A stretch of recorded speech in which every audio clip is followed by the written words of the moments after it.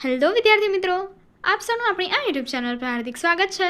આજે હું લઈને આવી છું ધોરણ 8 વિષય English unit 3 what were you ડુઈંગમાં એક્ટિવિટી 4 એન્ડ 5નું સંપૂર્ણ સોલ્યુશન.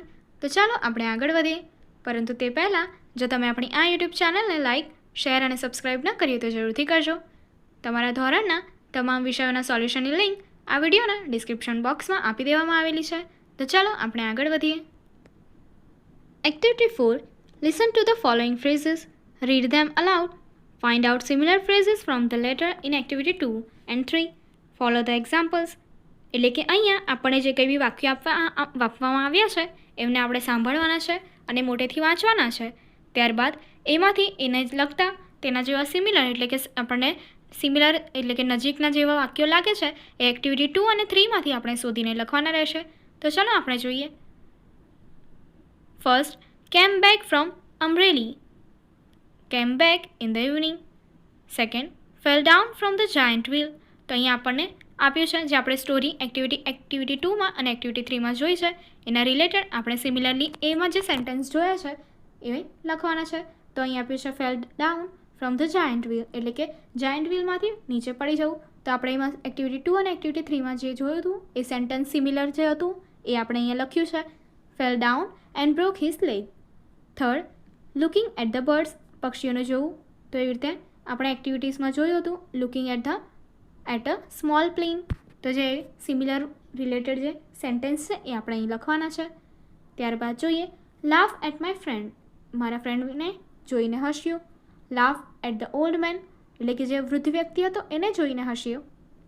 ત્યારબાદ અ કપલ ઓફ ડે થોડા દિવસ. A couple of sweet shop એટલે કે કેટલીક સ્વીટની એટલે મીઠાઈની દુકાનો. ત્યારબાદ એન્ડ ઓફ ધ મૂવી તો એની માટે આપ્યું છે end of the fair. 7th માટે full of water, full of people. 8th માટે climb up the hill, climb up a tree. And 9th row of trees, row of stalls. 10th sat down on the road, sat down for a while. Next જોઈએ mark T for true and F for false in the brackets against each. એટલે કે અહીંયા આપણે વિધાન સાચું હોય તો T લખવાનું છે ટ્રુ માટે અને જો ખોટું હશે તો ફોલ્સ માટે F લખવાનું છે દરેક વાક્ય માટે. તો ચાલો જોઈએ. ટીના વિઝિટેડ ધોળાવીરા એટલે કે ટીનાએ ધોળાવીરાની મુલાકાત લીધી. તો વાક્ય ફોલ્સ છે એટલે F લખ્યો છે. ત્યારબાદ second, Meena visited the trade fair in March 2014 એટલે કે મીનાએ ટ્રેડ ફેર જે હતો વ્યવસાયિક એટલે કે આપણે જોયો હતો વ્યાપારી મેળો હતો એની મુલાકાત 2014 માર્ચમાં લીધી હતી. તો અહીંયા આ સેન્ટેન્સ ફોલ્સ છે એટલે F લખ્યો છે. Third, Meena visited the village fair with her parents એટલે કે મીનાએ એ જે વિલેજ ફેર હતો ગામનો મેળો હતો એ શું કર્યો હતો એના માતા પિતા સાથે એની મુલાકાત લીધી હતી. તો વિધાન ખોટું છે એટલા માટે F false. Fourth, the trade fair was in Halol એટલે કે જે વ્યાપારી મેળો હતો એ હાલોલમાં હતો. તો વિધાન શું છે સેન્ટેન્સ ખોટું છે so false. And fifth, Meena at jalebis એટલે કે મીનાએ જલેબીઝ ખાધી. તો વિધાન શું છે ખોટું છે એની માટે આપણે લખશું ફોલ્સ માટે F. હવે એક્ટિવિટી 5, બેની જોડીમાં કામ કરો. ટીનાનો પત્ર ફરીથી વાંચો અને નીચે આપેલા વાક્ય 3 કોલમમાં મુદ્દા લખો. તો આપણે જોઈએ કોલમ શેના વિશે આપે છે માત્ર વિલેજ ફેરની વિગતો. ત્યારબાદ બીજું માત્ર ટ્રેડ ફેરની વિગતો અને છેલ્લે બંનેને લાગુ પડતી વિગતોમાં આપણે શું કરવાનું છે ડિવાઈડ કરવાનું છે, વર્ગીકરણ કરવાનું છે. તો જોઈએ માત્ર વિલેજ ફેર જે હતો બરાબર છે એને લગતી જે વિગતો છે તો એમાં જોઈએ પહેલો પોઈન્ટ છે it is held in a village એટલે કે ક્યાં હતો તો કે વિલેજમાં એટલે કે ગામડામાં રહ્યો હતો. Second, there were many shops of toys, sweets and household items એટલે કે ત્યાં ઘણી દુકાનો હતી રમકડાની, મીઠાઈની અને શું છે ઘરકામની વસ્તુઓની. ત્યારબાદ માત્ર ટ્રેડ ફેરની વિગતો એટલે કે જે આપણે વ્યાપારી મેળો જોયો હતો એના વિશેની વિગતો જોઈએ. પહેલો પોઈન્ટ આપ્યો છે it is held in a city તો કે ક્યાં હતો શહેરમાં થયો હતો.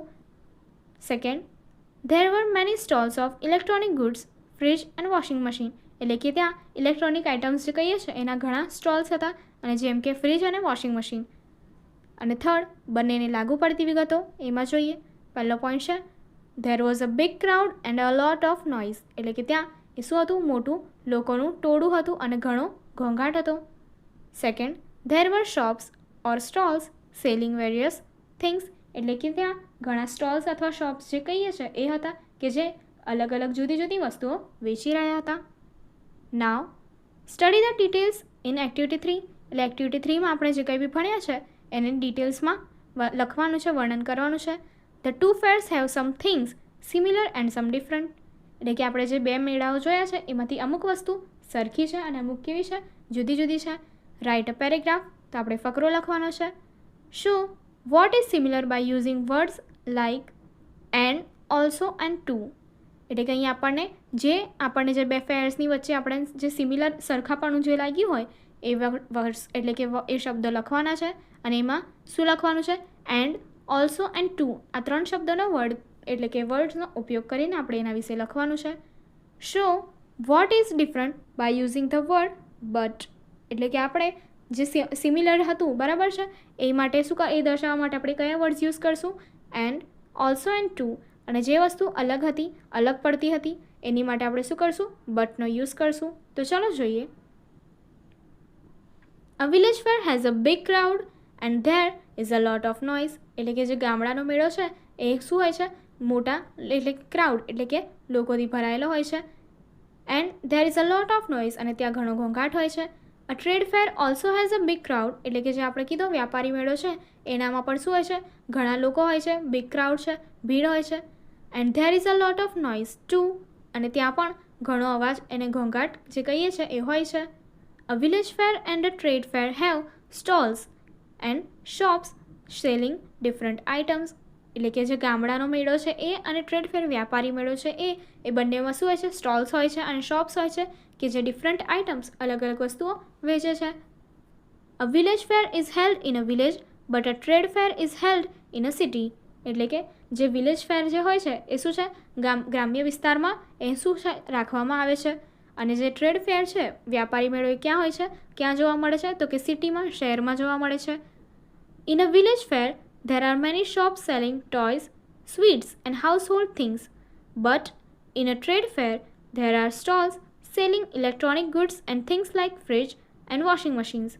તો અહીંયા કહેવામાં આવ્યું છે કે જ્યાં પેલો વિલેજ ફેર જે કહીએ છીએ બરાબર છે, ગામડાનો ગ્રામ્ય વિસ્તારમાં જે મેળો થાય છે ત્યાં શું હોય છે? ઘણી દુકાનો હોય છે, ઘણા સ્ટોલ્સ હોય છે કે જે શું કરે છે? તો કે રમકડા, મીઠાઈઓ અને ઘરનું ચીજ વસ્તુઓનું વેચાણ કરે છે. પણ જે વ્યાપારી મેળો છે એમાં શું જોવા મળે છે? તે લોકો ઇલેક્ટ્રોનિક આઇટમ્સ જે કહીએ છીએ એ લાઇક ફ્રીજ છે, ત્યારબાદ વોશિંગ મશીન છે, એ બધી વસ્તુનું વેચાણ કરે છે.